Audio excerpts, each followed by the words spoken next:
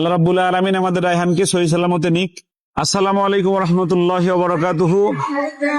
রাত এখন 10টা, 12টা 50-এ রায়হানের ফ্লাইট, 12টা 40-এ ফ্লাইট মালয়েশিয়া যাচ্ছে।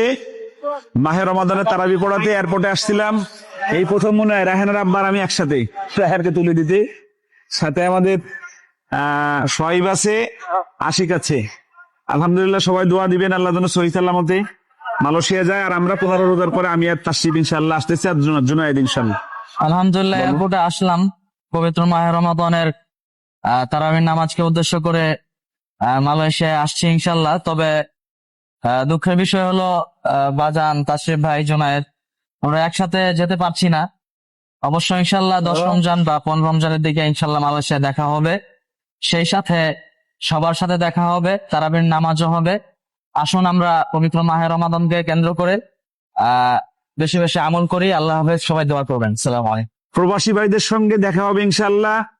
আমি রায়হানের আব্বা তো আজকে আছে, রায়হানের আব্বার কথা কেউ শুনি নাই, আজকে একটু কথা শুনি। আসসালামু আলাইকুম।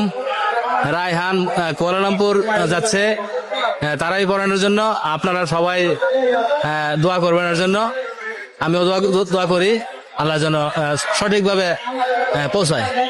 রায়হানের আব্বু হলো ইন্টার পাস, কিন্তু একজন আজ থেকে 30 বছর আগের, মানে 25 বছর আগের ইন্টার পাস, উচ্চ শিক্ষিত একজন মানুষ। আলহামদুলিল্লাহ, আল্লাহ রাব্বুল আলামিন আমাদের রায়হানকে সহি সালামতে নিক।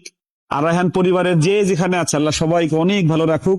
মাহে রমাদানে আমাদের মাগফিরাত, রহমাত এবং নাজাত প্রত্যেকটা বিষয় যেন আমরা সঠিকভাবে অর্জন করতে পারি, এই দোয়া কামনা থাকলো সবার সাথে। আসসালামু আলাইকুম রহমতুল্লাহি ওয়া বারাকাতুহু।